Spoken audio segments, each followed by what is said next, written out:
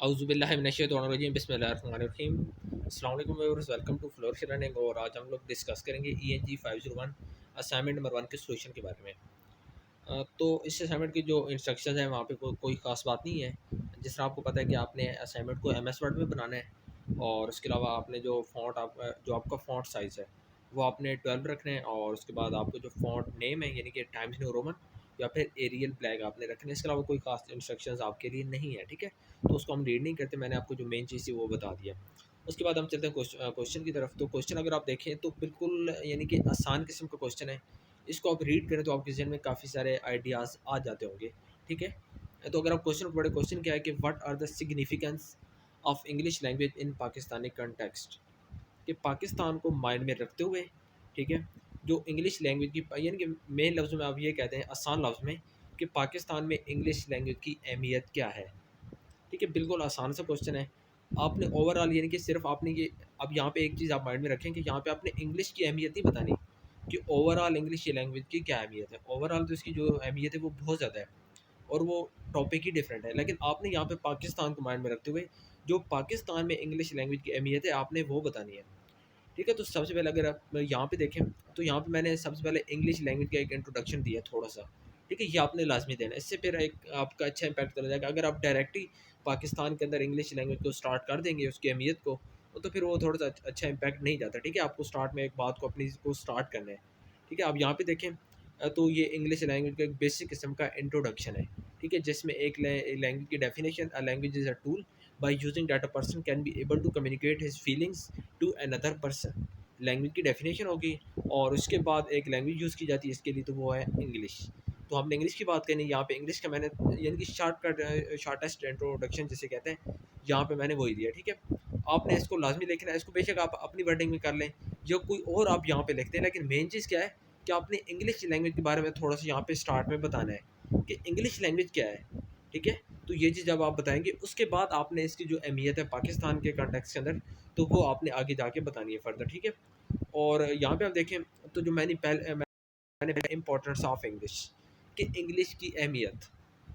अब ठीक है, इसके अंदर आप देखें कि कोई भी इस चीज़ से इनकार नहीं कर सकता कि जो इंग्लिश लैंग्वेज है ये एक मॉडर्न वर्ल्ड की लैंग्वेज है, कि दूसरी बात है कि पूरी दुनिया में बोली जाने वाली एक ज़बान है, ठीक है। काफ़ी सारे लोग इस लैंग्वेज को यूज़ करते हैं, और ये वो वाहिद लैंग्वेज है जिसके जो यूज़र्स हैं बहुत ज़्यादा हैं। जबकि बाकी लैंग्वेजेज़ हैं उनके यूज़र्स या तो यानी कि किसी स्पेसिफिक कंट्री में है, या फिर उनके जो यूज़र हैं वो बहुत लिमिटेड हैं। लेकिन इंग्लिश एक वाहिद ऐसी लैंग्वेज है जो जिसको इंटरनेशनल लैंग्वेज कहा जाता है, यानी कि हर कंट्री में आपको कोई ना कोई इसका, हर चाहे वो आपके किसी भी कंट्री में चले जाए तो कोई ना कोई आपको इसका स्पीकर लाजमी वहाँ पे मिलेगा, ठीक है। तो इंपॉर्टेंस ऑफ इंग्लिश में आपने ये सारी चीज़ें बयान कर देनी है। उसके बाद English as a official language.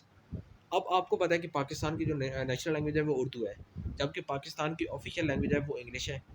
तो अब ये चीज़ आपने बता देनी है कि पाकिस्तान में English as a official language काम कर रही है, ठीक है। लोकल सतह पर लोग उर्दू में बात करते हैं, जबकि इंग्लिश को पाकिस्तान में ऑफिशियल लैंग्वेज का स्टेटस हासिल है, यानी कि सरकारी सतह पर इंग्लिश को यूज़ किया जाता है, स्कूल्स में यूज़ किया जाता है।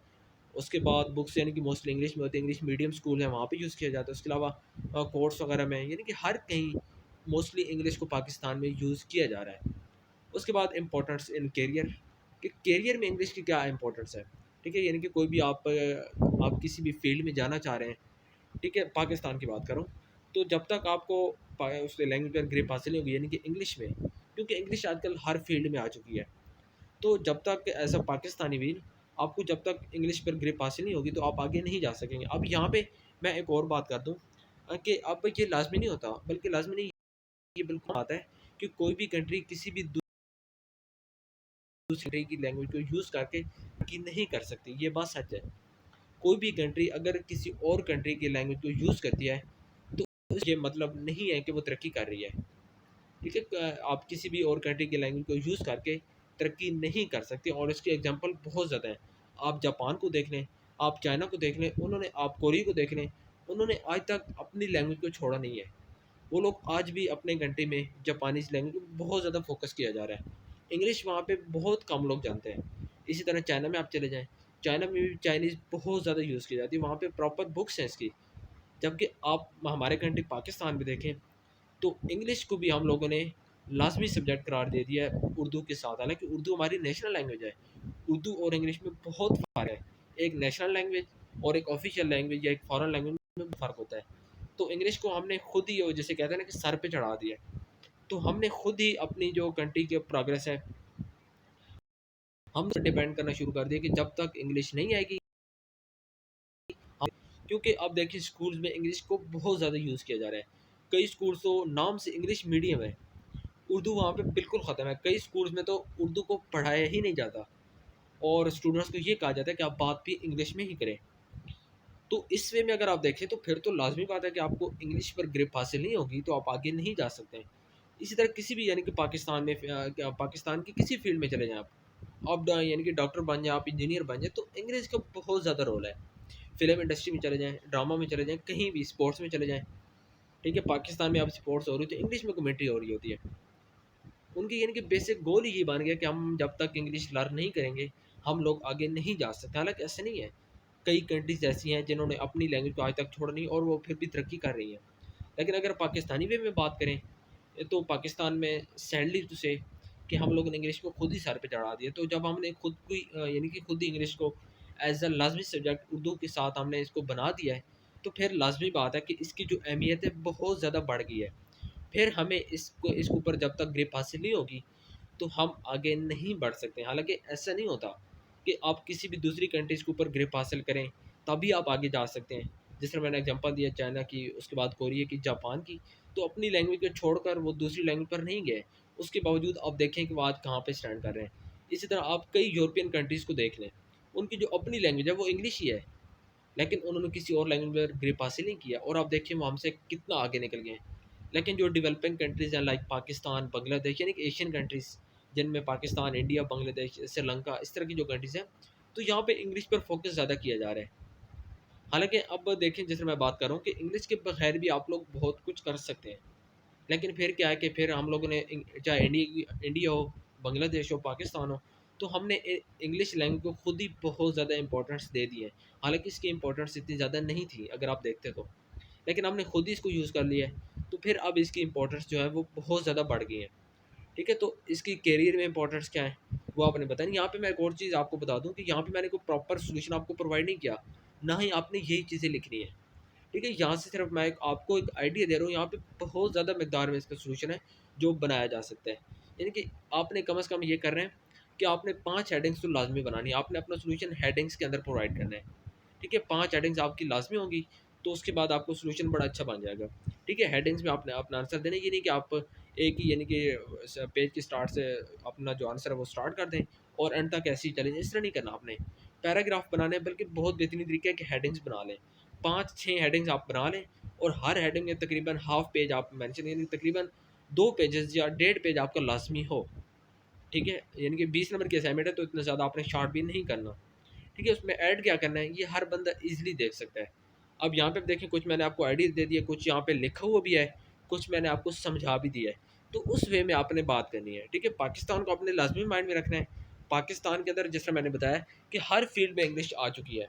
स्पेशली अगर स्टूडेंट्स की बात करें, तो स्टूडेंट्स के लिए तो इंग्लिश सीखना बहुत ही ज़रूरी हो गया है। जब तक आपको इंग्लिश पर ग्रिप हासिल नहीं होगी, तो आप पाकिस्तान में ही बहुत से लोगों से पीछे रह जाएँगे। क्योंकि हमने खुद ही इंग्लिश को इतनी ज़्यादा इम्पोर्टेंस दे दी है। ठीक है? तो उस वे में आपने बात करनी है। यहाँ पे अगर आप देखें तो मैंने रिटन फॉर्म में मटेरियल प्रोवाइड किया हुआ है, आपने इसको भी देखना है और इसके अलावा मैंने आपको समझा भी दिया जितना, यानी कि मैं यहाँ पे समझा सकता हूँ ईज़ी वर्डिंग में। ठीक है? बाकी सॉल्यूशन हर बंदे ने डिफरेंट बनाना है। ये नहीं कि आपने यहाँ से कॉपी पेस्ट कर लें या आप गूगल से कॉपी पेस्ट कर लें। मैं आपको एक वेबसाइट भी सजेस्ट कर देता हूँ। आपने उसके ऊपर भी जाना है और वहाँ पे आपने देखना है, तो वहाँ से आपको आइडिया हो जाएगा कि इंग्लिश के पाकिस्तान में इम्पोर्टेंस क्या है। ठीक है? स्पेशली फॉर स्टूडेंट्स, क्योंकि अभी आप स्टूडेंट हैं और आपने यहाँ पे स्टूडेंट की अगर आप बात करते हैं तो यानी कि ज़्यादा बेहतर है। और उसके अलावा 2-3 आप और फ़ील्ड्स का ज़िक्र कर दें कि इन फ़ील्ड में जी इंग्लिश का ये रोल है और पाकिस्तान में लाज़मी बात है पाकिस्तान की बात करनी है। ठीक है? तो मैं वेबसाइट्स भी आपको सजेस्ट कर दूँगा और उसके अलावा मैं डिस्क्रिप्शन में उन वेबसाइट्स का लिंक भी दे दूँगा। ठीक है? 2-3 वेबसाइट्स हैं, उनके ऊपर आपने जाना है और उन पे जाने के बाद आपने वहाँ पे एक्सप्लोर करना है।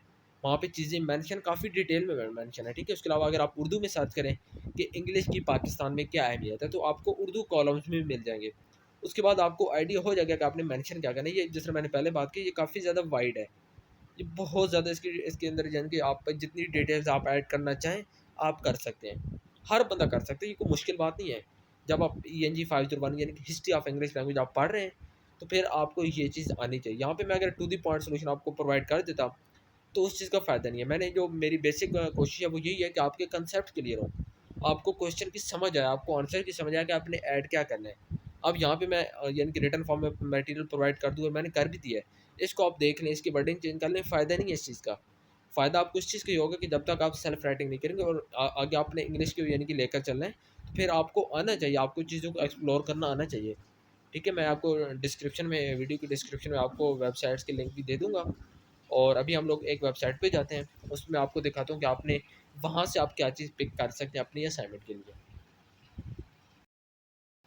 जी व्यूअर्स, तो यहाँ पे हम एक वेबसाइट मैंने आपके सामने ओपन की है। इसका लिंक मैं आपको डिस्क्रिप्शन में प्रोवाइड कर दूँगा, ठीक है। यहाँ पे आप देखें, reasons why the English language is important for students in education, कि तालीम के अंदर जो स्टूडेंट्स हैं उनके लिए कितना ज़रूरी है कि वो इंग्लिश को लर्न करें। ठीक है, तो आप अगर यहाँ पे स्टूडेंट्स के पॉइंट ऑफ व्यू से बात करें, अब यहाँ पे पहली हेडिंग देखें, English is the language of international communication, कि इंग्लिश एक इंटरनेशनल कम्युनिकेशन की लैंग्वेज है। ठीक है, तो पाकिस्तान के अंदर फिर इसलिए हर बंदे को चाहिए कि इस लैंग्वेज को आना चाहिए। जब भी कोई भी स्टूडेंट बाहर स्टडी करने जाता है, या कोई भी पाकिस्तान का यानी कि शहरी है वो बाहर जाता है, तो उसको पता है कि इंग्लिश जो है वो इंटरनेशनल कम्युनिकेशन की लैंग्वेज है। ठीक है, तो उसको लैंग्वेज आनी चाहिए। वो उसको इंग्लिश लैंग्वेज जब तक नहीं आएगी, तो वो बाहर किस तरह कम्युनिकेशन करेगा। ठीक है, तो यहाँ पे पूरे ये जो पैराग्राफ है, इस हेडिंग के अंदर यही चीज़ बताएगी कि जो इंग्लिश लैंग्वेज है इसको एज अ इंटरनेशनल कम्युनिकेशन के लिए यूज़ किया जाता है पाकिस्तान के बाहर। ठीक है, तो फिर पाकिस्तान का हर शहरी, चाहे वो कोई स्टूडेंट है, चाहे वो कोई आम सिटीजन है, तो उसके लिए इंग्लिश लैंग्वेज को लर्न करना बहुत ज़रूरी है। ठीक है, उसके बाद देखिए, the English language is the language of entertainment, कि इंग्लिश लैंग्वेज जो है ये एंटरटेनमेंट की भी एक लैंग्वेज है। इसका मतलब है कि जो टॉप फिल्म्स होती हैं एंड ड्रामाज होते हैं, उनको इंग्लिश में बनाया जाता है। ठीक है, तो आपको यानी कि एज अ पाकिस्तानी, अगर आपको इंटरेस्ट है, या यानी कि आप देखें जो बड़े राइटर्स हैं, ठीक है, और जो बड़े यानी कि जर्नलिस्ट होते हैं, तो वो भी अपने कॉलम्स होते हैं, उनको वो इंग्लिश में लिखते हैं, क्योंकि ये जो लैंग्वेज है इंटरनेशनल कम्युनिकेशन की है। तो चाहे आप पाकिस्तान के नॉर्मल सिटीज़न हैं, चाहे आप पाकिस्तान के कोई स्टूडेंट हैं, तो आपको पाकिस्तान में रहते हुए, यानी कि पाकिस्तानी कंटेक्स्ट की मैं बात कर रहा हूँ, तो पाकिस्तान में रहते हुए आपको इंग्लिश लैंग्वेज लाजमी सीखनी चाहिए, तब तक यानी कि तब आप उनके जो जर्नलिस्ट के जो यानी कि वो होते हैं कॉलम वगैरह, तो तभी आप वो रीड कर लेंगे। तभी आप जो राइटर्स होते हैं उनकी जो अच्छी बुक्स हैं, क्योंकि बड़े राइटर्स पाकिस्तान में बहुत कम है, जबकि पूरी दुनिया में अगर आप देखें तो बहुत ज़्यादा है। तो उनके जो यानी कि वो लिखा हुआ मटेरियल होगा, तभी आपको समझ आएगा, जब आपको इंग्लिश के ऊपर ग्रिप हासिल होगी। ठीक है, तो इस तरह की चीज़ें आपने इस असाइनमेंट में मेंशन करनी है। यहाँ पे आप देखें, काफ़ी डिटेल में बात की गई है। मैं आपको बहुत यानी कि आसान वर्डिंग में बता रहा हूँ। अब यहाँ पे आप देखें, नेक्स्ट हेडिंग है, the English language helps in business, कि इंग्लिश लैंग्वेज जो है ये बिजनेस में बड़ी हेल्प करती है। किस तरह करती है? अब यहाँ पे ये सारी चीज़ मेंशन होती है कि जब भी आपने बिजनेस को अंडरस्टैंड करना होता है, तो लाजमी नहीं कि आपने सिर्फ पाकिस्तान के अंदर ही बिजनेस करना है। कई दफ़ा आपकी जो सोच होती है बाहर की होती है, कि हम बाहर जाकर बिजनेस करते हैं, या आपको जो बाहर की कंपनीज होती हैं उनके साथ कम्युनिकेशन करनी पड़ती है। ठीक है, तो बिज़नेस के अंदर भी इसका रोल, बहुत ज़्यादा रोल है। पाकिस्तान की बात करो, ओवरऑल तो है ही है, लेकिन पाकिस्तान के अंदर भी आप, अगर आपने बिज़नेस करना है, ठीक है, तो अगर आप चाहते हैं कि आप बिज़नेस के यानी कि फ़ील्ड में तरक्की करें, तो आपको इंग्लिश लैंग्वेज तो आनी ही चाहिए। आपको इंग्लिश लैंग्वेज पर ग्रिप हासिल नहीं होगी, तो आप कुछ भी नहीं कर सकते हैं, क्योंकि आपने, अगर आप चाहते हैं कि आपने तरक्की करनी है, तो पाकिस्तान में रहते हुए बिज़नेस में तरक्की यानी कि मुश्किल है।